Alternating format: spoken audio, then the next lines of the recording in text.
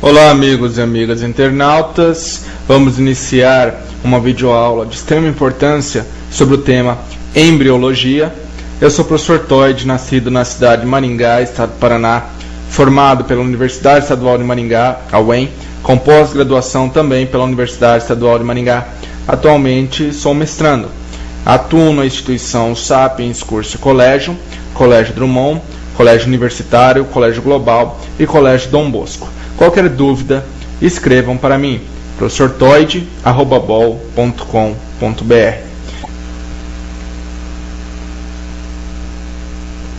Um zigoto, divisões celulares sucessivas de uma célula, por mitose, formamos duas células. Formamos 4 células. Formamos 8. E assim por diante, as divisões sucessivas através de mitoses, irá originar uma massa celular compacta chamada mórula, geralmente entre 64 células. A cada célula proveniente da mórula nós chamamos de blastômeros. Tá? Então aqui a mórula representada. Ainda para vocês entenderem, um ovo ou zigoto, divisão celular, mitose, formando duas células, 2 blastômeros, e nós temos sucessivas divisões celulares até formar uma massa de célula compacta, aproximadamente de 64 células, onde nós temos várias células chamadas blastômeros, e nós temos a mórula, o que relembra muito uma amora. Da mórula, que secreta um líquido interno e forma uma pressão interna, as células vão para a periferia, vão para a superfície, focando uma cavidade dentro. A essa cavidade se dá o nome de blastocele. Cele é cavidade. Cavidade do embrião ainda no estágio de blástula. Tudo bem? E nós temos ali representado a blastocele de um ouriço do mar e a blastocele de uma rã. Percebam que varia de espécie para espécie. Percebam que na rã existem diferenças de tamanho do blastômero. Existem células maiores, blastômeros maiores e blastômeros menores. Vocês vão ver ainda numa videoaula que isso é devido à quantidade de uma substância nutritiva chamada vitelo.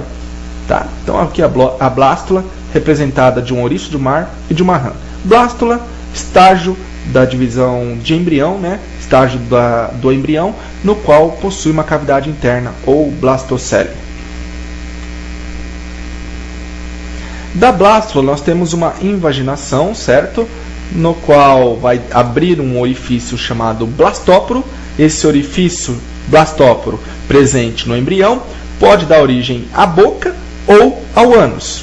Então nós temos ali da formação de um mesênquima primário, oriundo da endoderme, tá? E nós temos também a formação do arquêntero, que é o intestino primitivo, e a abertura que se dá ao sistema digestório primitivo ou arquêntero, que é o blastóporo, pode dar origem à boca ou ao ânus. O arquêntero em desenvolvimento, rodeado por aquele folheto embrionário chamado endoderme. E nós temos aqui o mesênquima secundário. Ectoderme, folheto mais externo. Endoderme, folheto mais interno. O arquêntero, intestino primitivo, que está revestido pela endoderme. O mesênquima primário e o blastóporo, abertura que vai dar adentro do arquêntero ou intestino primitivo.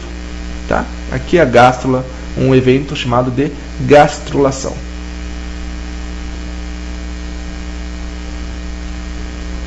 Aqui novamente mostrando para vocês entenderem como é que se deu o desenvolvimento embrionário, já citado diversas vezes aqui nessa videoaula. E aqui uma foto mostrando um magnífico evento de gastrulação. Formação dos folhetos embrionários. Na gástrula, pessoal, é de extrema importância vocês entenderem que existem os folhetos embrionários, ectoderme, endoderme e a mesoderme. Tudo bem? Se você tiver os 3 folhetos embrionários, você estará enquadrado no grupo dos triblásticos. Se você tiver 2 folhetos embrionários, você estará enquadrado no grupo dos diblásticos.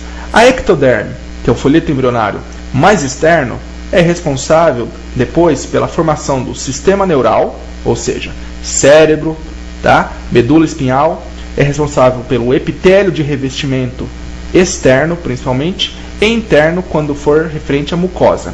Mucosa nasal, mucosa oral, mucosa vaginal e mucosa anal. Enquanto que a endoderme, que é o folheto embrionário, que irá formar os órgãos respiratórios, digestórios e seus anexos. Por exemplo, anexos do sistema digestório, fígado. E a mesoderme dará origem a praticamente o tecido conjuntivo, tecido ósseo, tecido cartilaginoso, tecido hematopoético e dará origem aos tecidos fibrosos, no caso, o sistema muscular. Isso oriundo do folheto embrionário chamado mesoderme. Classificação quanto ao número de folhetos embrionários.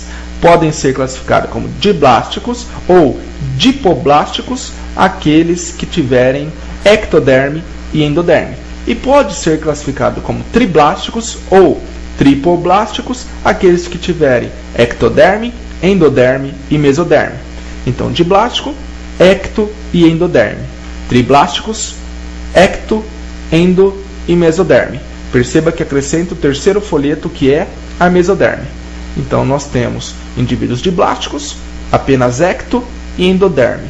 E indivíduos triblásticos, que possuem um terceiro folheto, que é a mesoderme, que irá formar, sobretudo, tecidos conjuntivos e sistema muscular. Neurulação, formação do tubo neural, que dará origem ao cérebro e à medula espinhal. Então você tem aqui, uma figura em outro corte, demonstrando para vocês um celoma, que é uma cavidade preenchida pela mesoderme, revestida, quer dizer, revestida pela mesoderme.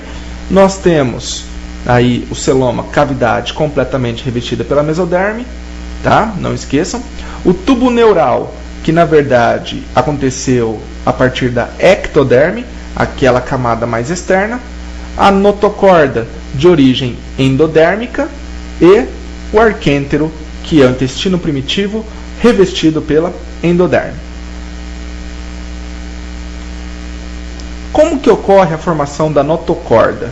Tá? Veja bem, a notocorda nós vimos que ela é oriunda a partir da endoderme.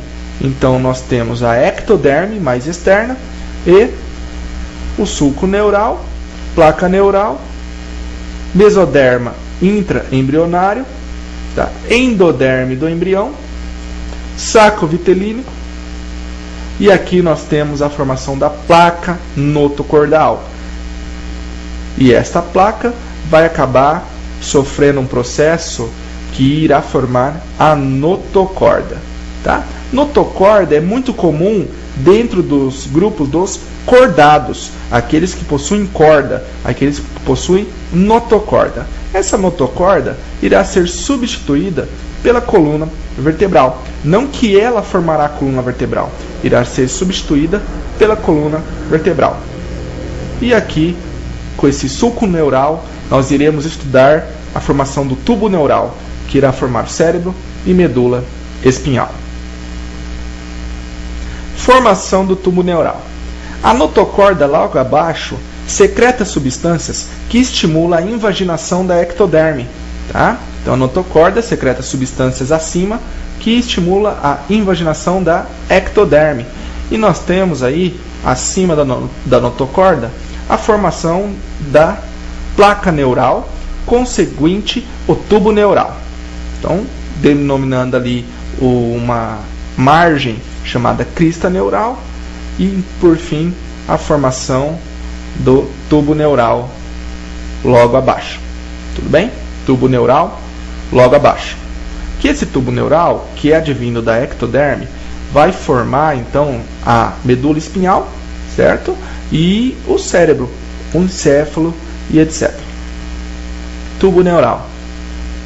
Qualquer dúvida, escreva para professortoide@bol.com.br e visitem meu site www.professortoide.blogspot.com. Obrigado.